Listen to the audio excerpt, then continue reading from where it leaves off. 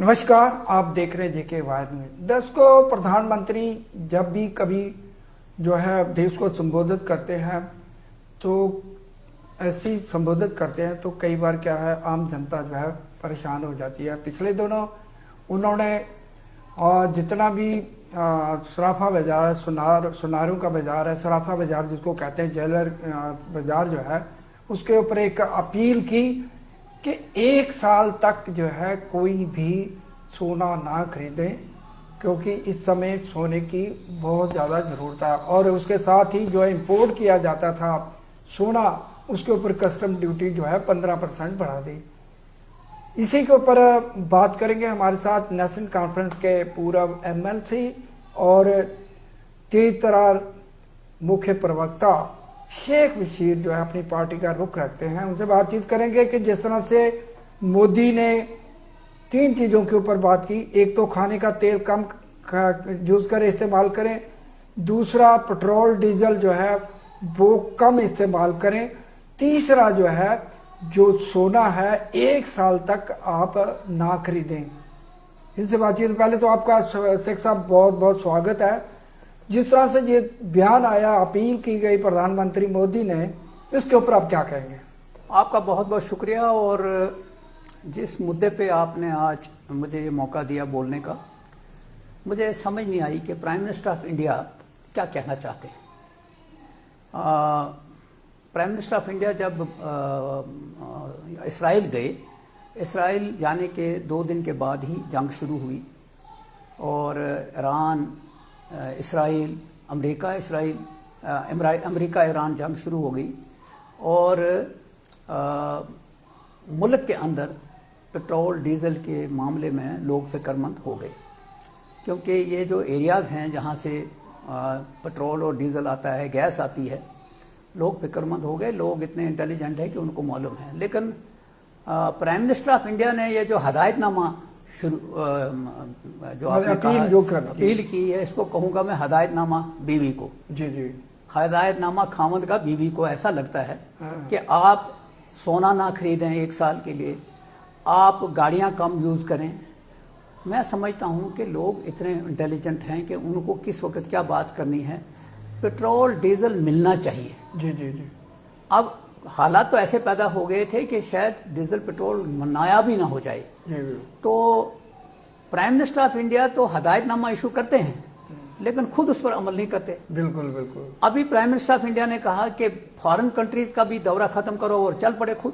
बिल्कुल। और मैं कल देख रहा था कि प्राइम मिनिस्टर ऑफ इंडिया के 2014 के बाद जो उन्होंने दौरे किए हैं, एक बहुत बड़ा अमाउंट है जो उन्होंने खर्च किया है, उन्होंने नहीं देखा। और उस खर्च करने का फायदा हुआ क्या?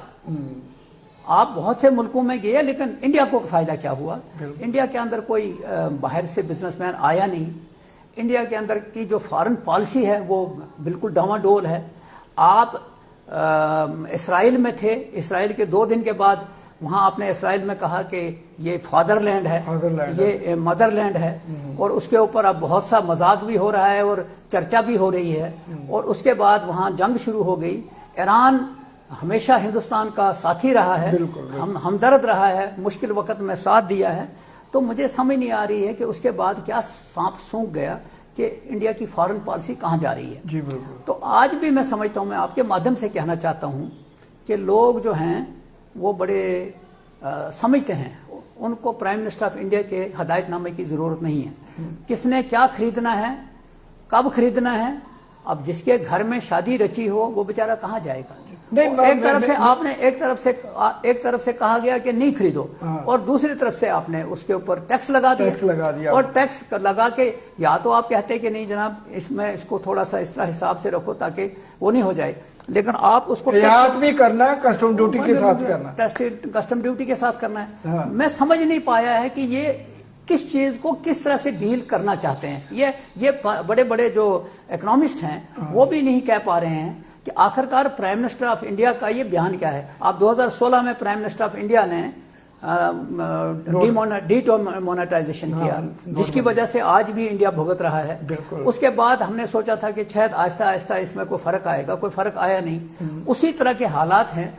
तो मुझे नहीं समझ आता है कि प्राइम मिनिस्टर ऑफ इंडिया क्या कहना चाहते हैं। बशीर साहब, जिस तरह से ये जो है स्थिति बनी है और मोदी जी जो है कह रहे हैं कि 1 साल तक जो है सोना ना खरीदें, तो पहले से बेरोजगारी है और इससे जुड़े हुए कारोबारी, उसमें जो है कारीगर भी हैं। हम जम्मू कश्मीर की अकेली बात करें तो यहाँ पे कम से कम भी 4,53,000 कारीगर जो है सुनारों की दुकान पे कारीगरी करते हैं, उनकी रोजी रोटी पर सवाल खड़ा हो गया। पहली बात यह है कि आपने जो जहाँ तक आपने बेरोजगारी की बात की, 2014 के बाद इंडिया के अंदर इकोनॉमी की जो हालत है जी, वो इकोनॉमिस्ट से पूछें, जो पढ़े लिखे लोग हैं उनसे पूछिए। अब ये अनपढ़ जमात है, इनको समझ नहीं आ रहा है। इन्होंने बीजेपी हुकूमत ने इंडिया के अंदर जितने भी एवेन्यूज थे मुलाजमतों के, वो खत्म कर दिए। इंडिया के अंदर बहुत सी चीजें उन्होंने वो चीज कर दी जो करनी नहीं चाहिए थी। इसके साथ साथ मैं दूसरी चीज आपको कहूंगा कि इनको क्या फिक्र है नौजवानों की बेकारी के साथ। इनका अपना सिस्टम चलना चाहिए। बिल्कुल। अच्छा, ये जो चीज की बेकारी, पहले ही लोग परेशान हैं, इससे एक बहुत बड़ा तबका जमीन पे आ गया। मतलब कि करोड़ों लोग जो हैं इससे जुड़े हुए हैं। वो क्या नाम है, उस पर जमीन पे आ गया, उनका कारोबार बंद हो गया। अब मैं ये समझता हूं कि शायद इस वक्त जरूरत इस बात की है कि मनमोहन सिंह जैसे, सरदार मनमोहन सिंह जैसे जो इकोनॉमिस्ट हैं वो सामने आ जाएं।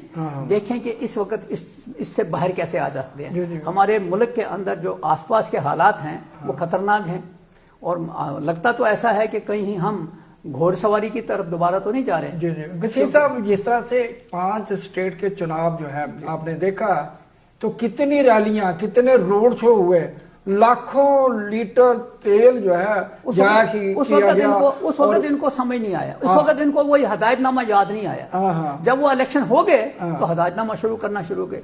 ये सोचते हैं कि लोग बेवकूफ हैं, लोग समझते हैं इस चीज। लेकिन इलेक्शन के बाद जिस तरह से कयास लगाए जा रहे थे कि आने वाले समय में तेल और डीजल के, पेट्रोल के दाम बढ़ेंगे, जैसे ही चुनाव खत्म हुआ और ये 3 रुपए पेट्रोल और 3 रुपए 14 पैसे जो है डीजल के बढ़ोतरी की, इससे जो पहले महंगाई है और महंगाई बढ़ेगी। देखिए, पहली चीज ये है कि आपने ठीक कहा, ये बिल्कुल सवाल दुरुस्त है कि जिस वक्त जंग शुरू हुई उसके फौरन बाद हालात ऐसे पैदा हो गए थे कि डीजल, पेट्रोल और गैस की कीमतें बढ़नी थी। बिल्कुल। लेकिन इन्होंने उस वक्त जानबूझ के नहीं बढ़ाया, क्योंकि इन्होंने चुनाव लड़ना था। बिल्कुल। अब अगर उस वक्त रुपया या 1.5 रुपया बढ़ता, अब इन्होंने क्या किया कि इलेक्शन लड़ दिए, और अब इनको ये समझ आया कि नहीं जी आप लगा दो। आपको मालूम है कि 2014 के इलेक्शन इन्होंने इसी बात पे लड़े। जी बिल्कुल। कि जनाब डीजल और पेट्रोल कंट्रोल में नहीं है।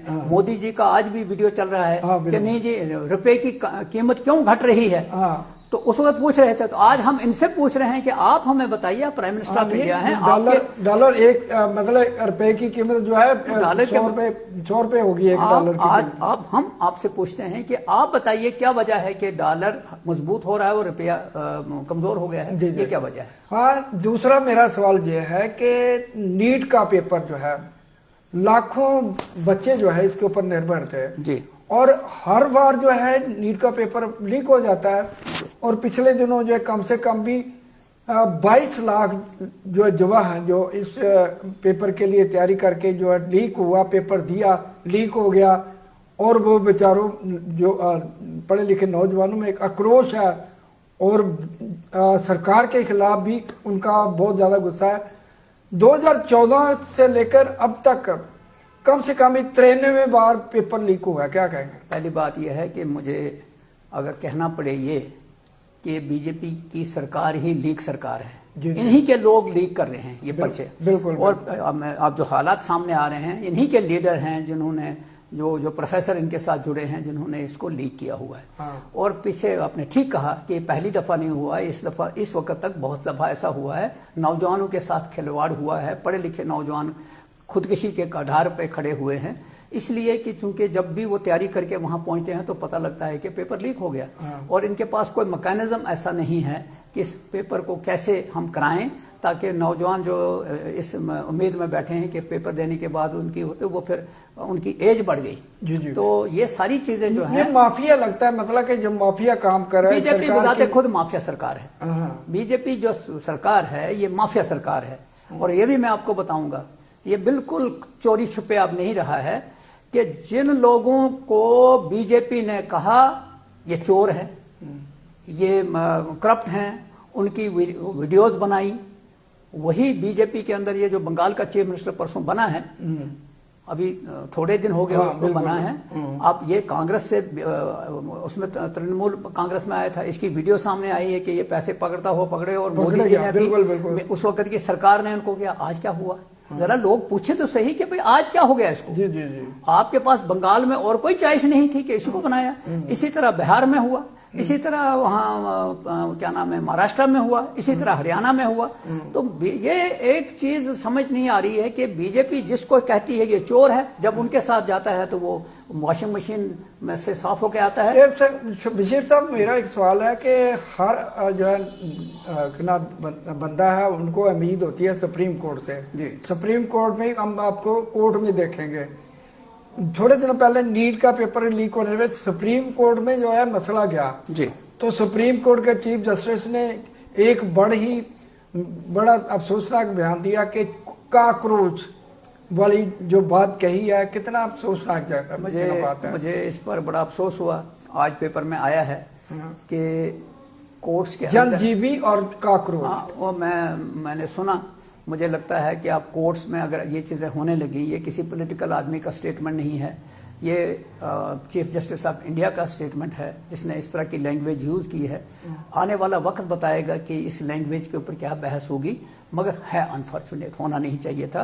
क्योंकि जो इंडिया के अंदर कॉन्स्टिट्यूशन के तहत जो चीज़ें अदारे बने हुए हैं, आखिरी उम्मीद लोगों की कोर्ट होता है। अगर कोर्ट के अंदर भी इस तरह की लैंग्वेजेस आ जाएं तो मुझे नहीं लगता है कि फिर हम कहीं सेफ हैं। लेकिन फिर भी मैं समझता हूं कि जो वकील हैं, वकला हजरात हैं, वो जो स्कॉलर्स हैं, वो इस चीज़ के ऊपर बहस करेंगे और देखेंगे कि भाई इस तरह की लैंग्वेज तो यूज़ होनी नहीं। शेख साहब, मेरा लास्ट क्वेश्चन है, क्या भारत देश जो है आर्थिक मंदी की ओर जा रहा है? जिस तरह के हालात बने हुए हैं, जिस तरह से प्रधानमंत्री जो है अपील कर रहे हैं और असहाय महसूस कर रहे हैं, आपको लगता है कि आर्थिक मंदी आने वाली है? देखिए, पहली चीज़ ये है कि बीजेपी के ज़माने में 2014 से लेके 2026 तक अगर कोई एनालिसिस कर सकता है तो हमारी फॉरेन पॉलिसी भी कमज़ोर हो गई है, डिप्लोमेसी कमज़ोर हो गई है, हमारी इकॉनमी वीक हो गई है और बेरोज़गारी बहुत बढ़ गई है,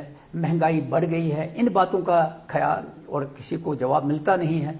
जब भी कोई मसला उठता है तो वहाँ हिंदू और मुसलमान की बात होती है, राजनीति धर्म की होती है, तो ये चीज़ें जो हैं उनको टाल दिया जाता है। और आज की डेट के ऊपर मुझे लगता है, मैं आपके इस माध्यम से अपील करना चाहता हूँ नौजवानों को, जो पढ़े लिखे नौजवान हैं, वो मार्केट में आएँ, वो सवाल करें कि बेरोज़गारी को कैसे कम किया जाए, वो सवाल करें कि महंगाई को कैसे रोका जाए, वो सवाल करें कि आसपास के जो हालात हैं उसमें जो इंडिया का रोल बनता था वो क्यों नहीं बन रहा है। शेख साहब, मेरा एक इसके साथ जुड़ा हुआ सवाल है, क्या आपको लगता है कि जो अपोजिशन पार्टी वो भी मतलब कि इस तरह से लग रही है कि वो कुछ नहीं कर रही, मतलब कि असहाय महसूस हो रही है इतनी बड़ी पार्टी के आगे? पहली चीज़ यह है कि अपोजिशन जो है इंडिया के अंदर, इसमें बड़ी अपोजिशन तो कांग्रेस है। अपने ज़माने में भी वो भी हुकूमत करते थे। यहाँ डेमोक्रेटिक सेटअप के तहत जब हुकूमतें बनती हैं तो अपोजिशन का रोल करने वाले जो हैं वो अपोजिशन करते हैं। मगर मैं समझता हूँ कि जब सारे अदारे हाईजैक हो जाएं, बिल्कुल, जब इलेक्शन कमीशन के अदारे पे भरोसा ना रहे, जब कोर्ट्स की लैंग्वेज ऐसी हो जाए, जब आपके बहुत सी चीज़ें जो हैं वो हाईजैक की जाएं, तो फिर उम्मीद कम रहती है। पर मैं समझता हूँ कि इंडिया के अंदर अभी भी उम्मीद इस बात की है कि इंडिया को जो है वो कॉन्स्टिट्यूशन के तहत चलाया जाएगा, इंडिया को उन अदारों के तहत चलाया जाएगा जो अदारे इस चीज़ के लिए बने हुए हैं। हमें उम्मीद हारनी नहीं चाहिए, ये एक जंग है, इस जंग को लड़ना चाहिए और डेमोक्रेटिक वे से लड़ना चाहिए। Thank you sir. और ये थे शेख बशीर, नेशनल कॉन्फ्रेंस के प्रमुख प्रवक्ता और XMLC। इन्होंने कहा कि देश के हालात जो है वो बहुत ही ख़राब हैं और हो सकता है कि ये भारत जो है आर्थिक मंदी की ओर जा रहा है, लेकिन उम्मीद नहीं छोड़नी चाहिए। भारत हमारा देश है, बड़ी मुश्किल से हमने आज़ादी ली है, हमारे पुरखों ने जेलें काले पानी की सजाएं काटी हैं, फांसी के फंदे चूमे हैं। हम इस देश की आज़ादी को आंच नहीं आने देंगे। हर भारतीय जो है चाहे किसी मजहब का हो वो लड़ेगा। इसके साथ ही मुझे दीजिए इजाज़त। नमस्कार, जय हिंद, जय भारत। और कमेंट बॉक्स में ज़रूर लिखें अपनी राय। धन्यवाद। बहुत शुक्रिया।